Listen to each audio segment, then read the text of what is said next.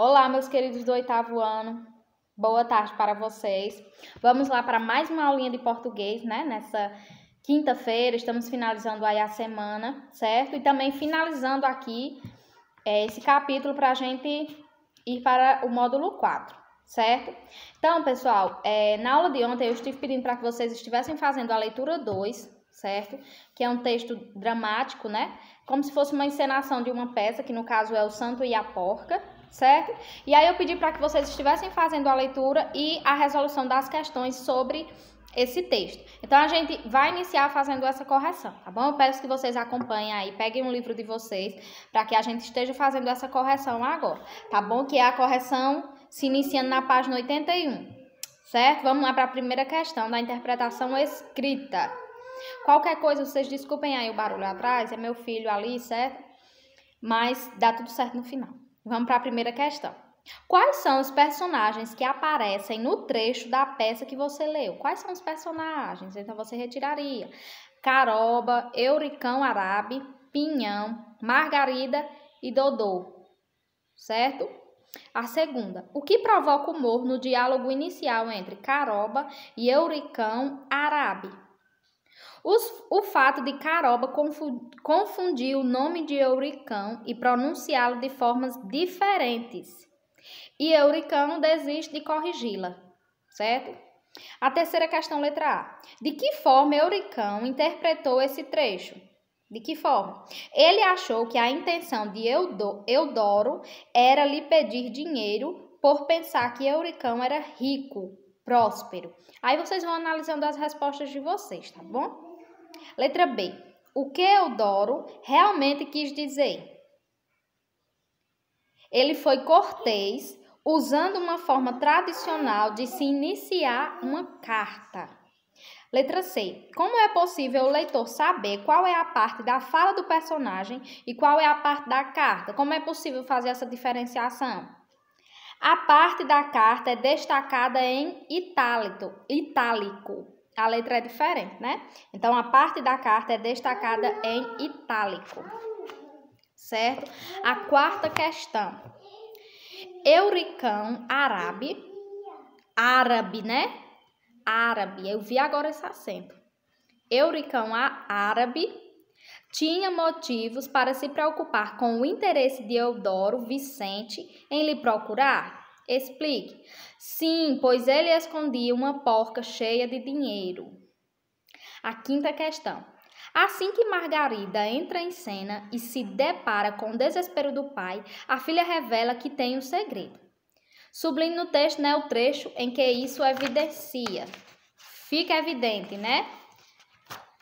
Tem vários trechos que vocês poderiam destacar. Por exemplo, na página 76, né, lá no início da página 76, o pano abre na casa de Eurico Árabe, mais conhecido como Euricão, engole e cobra, certo? E tem outros trechos também, mas vamos deixar isso aí. O início da página 77 também, lá em cima, ó. Entra Margarida, atraída pelo rumor, certo? Aí vamos lá.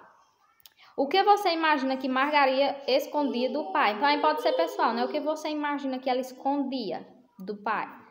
Então a resposta é pessoal. A sexta questão, letra A. De acordo com o autor da carta, o que seria o mais precioso tesouro? Margarida, né? O que Euricão interpreta como seu precioso tesouro? O dinheiro que ele guardava dentro da porca. O que isso revela quanto ao caráter de Euricão? Que ele valoriza mais seu dinheiro do que sua própria filha, né?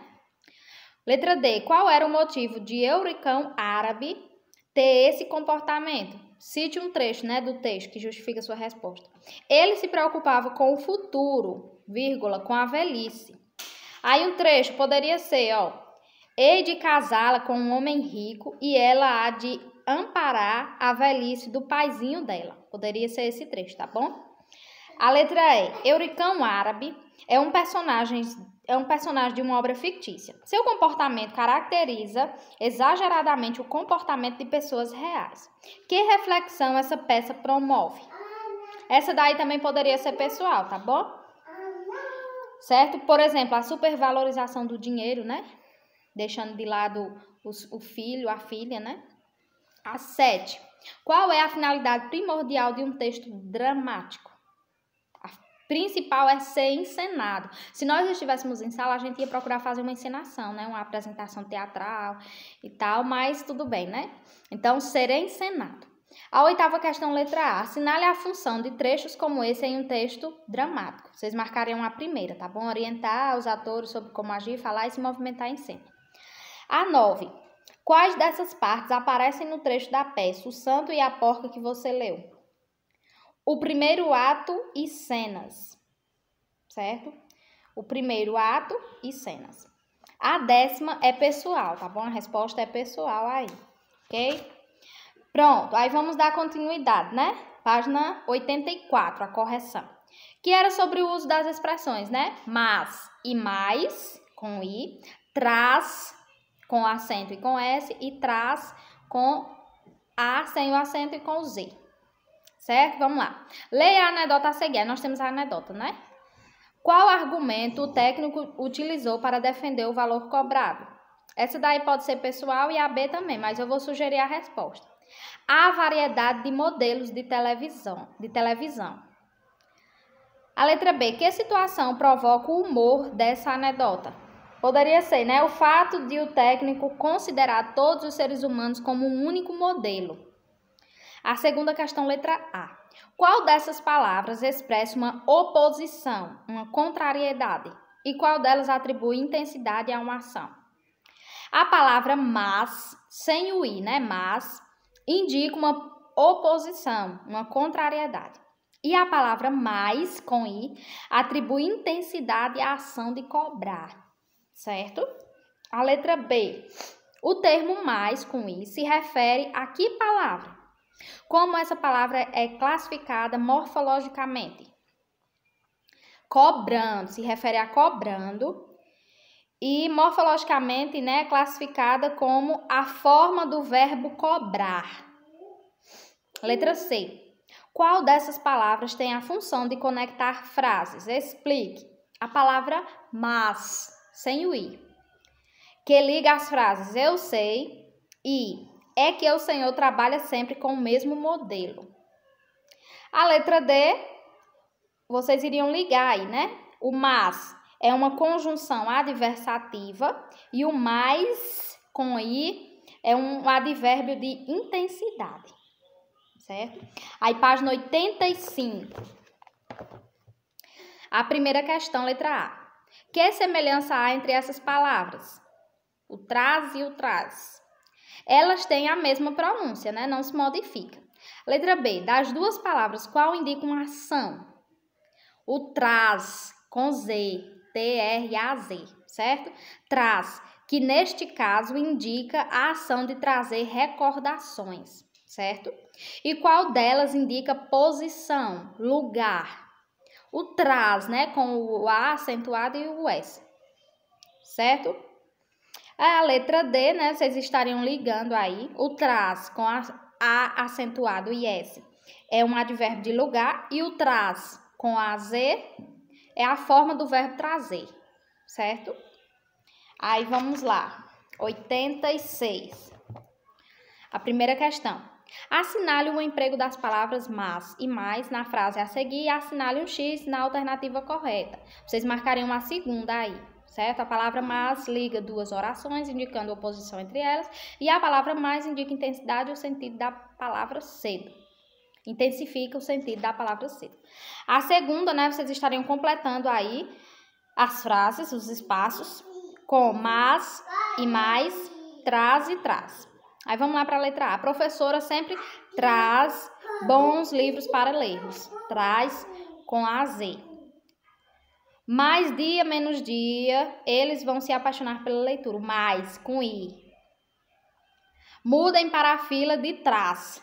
Indica posição, né? Então, A acentuado com S. Ela se emocionou, mas Bruno não entendeu por quê. O mas, sem o I. O conto traz importantes ensinamentos. Traz com a S. A Z. Eu o convidei, mas ele não aceitou. Mas, sem o I. M-A-S. Quem está por trás, em posição, né? Então, AS, traz com AS.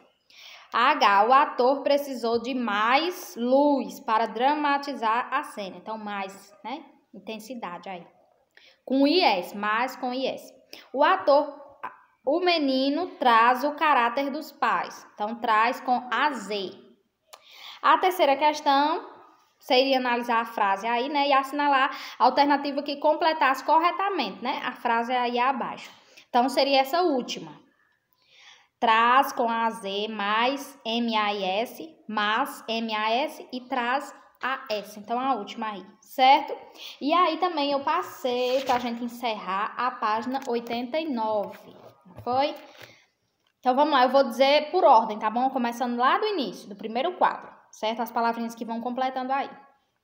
O artigo expositivo é um gênero muito comum no contexto escolar e acadêmico. Ele tem como finalidade apresentar um tema específico e informar sobre ele, recorrendo a recursos como conceituação, descrição, comparação, exemplificação, enumeração e etc. Como seu objetivo principal é explicar determinado tema, ele busca ser neutro e objetivo, certo? Aí agora o texto dramático. É escrito para ser encenado, por esse motivo não é comum ter narrador. As próprias falas dos personagens, que são antecedidas dos respectivos nomes, cumprem o papel de dar progressão à narrativa. Ele pode ser segmentado em atos, quadros e cenas. Há indicações cênicas que também são conhecidas como rúbricas. Aí vamos lá. Há formas diferentes de pontuar um texto e o escritor deverá escolher qual é a mais conveniente. Alguns escritores fazem uso individual e diferenciado dos sinais de pontuação. Trata-se de um uso estilístico. A palavra mas é uma conjunção que indica oposição de ideias, contrariedade. Ela equivale a porém, contudo, todavia e entretanto. Já o advérbio mais atribui intensidade. Os termos traz e traz têm pronúncia idêntica, mas suas grafias e significados são diferentes. A palavra traz é um advérbio que indica posição, lugar. Já a palavra traz é uma forma do verbo trazer, que apresenta significados como conter em si, transportar alguém ou algo e etc. Certo? Então, aí a gente finaliza a nossa correção. Pronto, pessoal. Então, agora a gente vai adentrar no nosso módulo 4, tá bom? A professora, mas ainda fica algumas páginas, certo? Mas essas páginas aí foi programado mesmo, eu vou passar ela como atividade valendo 1, certo? Para complementar os 7 que valerá o trabalho de vocês, tá bom? Então, essa vai ser a primeira atividade, mas eu não irei passar hoje, apenas na próxima semana, beleza? Então, podem ficar sossegados que a gente vai ver essa parte aqui também, certo? Então, vamos adentrar agora no nosso módulo 4, que para encerrarmos, nós temos apenas 3 capítulos agora, que é o 10, o 11 e o 12, né? E esse 10, que é o primeiro que iniciar o módulo 4, ele vai trazer, pessoal, a temática voltada para a questão do consumo exagerado, né? Quem não gosta de consumir, quem não gosta de comprar? E às vezes tem gente que tem tanto desejo em ter, em possuir, né? Que às vezes esquece, assim, de coisas mais importantes, né? Deixa de lado coisas mais importantes para comprar e muitas das vezes acaba comprando coisas desnecessárias, né? Que se fosse pensar bem, você não estava nem precisando daquilo. Então, a gente vai falar sobre essa temática, certo? O consumo pode ser um problema. Se ele passar dos limites, se ele se tornar, assim, algo sem controle, que você não consegue, você vê algo e quer comprar, certo? Então, a gente vai estar falando sobre isso. Então, assim, nas páginas introdutórias, aí tem um menino, né? Já com algumas moedas aí, juntando umas moedinhas, certo? Aí, pessoal, vem aquele textozinho de sempre, introdutório, né? No dia a dia, consumimos diversos itens essenciais para nossas necessidades básicas de alimentação, vestuário, saúde, lazer, entre outros. Mas quando compramos algo apenas porque outras pessoas têm, por conta da moda, né? Que lançou agora e eu tenho que ter, né? Ou por impulso, então, alguma coisa está errada. É preciso estar atentos ao que consumimos para saber se o que compramos não é mais do que aquilo de que precisamos. Então, é isso que eu acabei de falar, né? Às vezes compra e na realidade nem vai utilizar aquilo, acaba nem utilizando. Às vezes age por impulso, ou então porque está na moda, porque está em alta, todo mundo tem, eu tenho que ter. E às vezes eu acabo nem utilizando, certo? Então aí já se torna um problema. Aí as 3 perguntinhas aí, né? Vamos refletir aqui mesmo, por alto, certo? Vamos lá sobre os gastos na nossa casa. Aí vocês vão pensando aí, vão refletindo como é que tá isso. Você e sua família consomem apenas aquilo de que precisam ou também fazem compras por impulso? Será que já aconteceu isso, hein? De você comprar alguma coisa ou alguém na sua casa comprar alguma coisa por impulso assim e depois, não sei pra que eu comprei isso? Né? Às vezes pode até acontecer uma vez ou outra, certo? Mas a gente tem que saber controlar muito bem isso, né? Porque às vezes fica devendo e aí acaba que não tem mais nem como pagar, né? Então a gente tem que prestar bastante cuidado nisso, né? Comprar somente aquilo que realmente é necessário. Você ou sua família controlam os gastos do dia a dia? Vocês têm esse controle? A família de vocês tem esse controle? Então, é algo a se pensar, certo? Aí, em sua opinião, em nossa opinião, vamos pensar um pouquinho. É possível melhorar a forma como você e sua família lidam com o dinheiro e as compras? Como é? É dividido. Se a mãe trabalha e o pai trabalha. Um fica responsável por pagar tal coisa, o outro fica responsável por pagar tal coisa, ou junta tudo e aí divide. Né? Como é? Então, a gente sabe que cada família tem a sua forma de administrar, né, essa questão financeira, certo? Mas assim, a gente tem que ter um controle de tudo isso, né, pra gente não passar dos limites, né? A gente tem que ver a realidade da gente, né? Às vezes eu vejo algo e aí outra pessoa tem, né? E aí às vezes por impulso eu vou lá e compro. E aquela pessoa que comprou, ela comprou porque ela precisava, ou então porque ela tinha mesmo, queria e tinha condição de pagar. E às vezes eu não tenho e eu quero, certo? Então, assim, tem que se pensar muito bem com relação a isso. Então, a gente vai trabalhar voltado para essa temática, certo? Já de entrada, pessoal, os gêneros textuais que nós vamos estar trabalhando é o diário, certo? Que todo mundo já ouviu falar, eu mesma já tive um diário na minha infância, certo? Aquele caderninho lá todo enfeitado, que a gente escrevia lá o dia a dia, ou alguma mensagem, alguma coisa, certo? Então, a gente vai estar vendo essa questão do diário, o gênero textual diário. O íntimo, certo? Que é aquele que a gente guarda os segredos, tem uns que vem até com cadeado, né, e tal. O íntimo e o diário literário, que aí já nos remete às histórias, né, que as pessoas deixavam registradas sem ser algo íntimo da própria pessoa, certo? Apenas registros de histórias. Então, assim, a gente adentrou no nosso módulo 4, certo? Então, aí, pessoal, vocês já estarão partindo para a leitura do primeiro diário, que é Os Papéis de Lucas. Então, é um trecho, uma parte do diário dele, certo? Na página 12. E aí, vocês já estarão fazendo essa leitura e, na sequência, já estarão partindo para a resolução das questõezinhas, tá bom? Que se inicia na página 13, 14 e 15. São 12 questõezinhas, tá certo?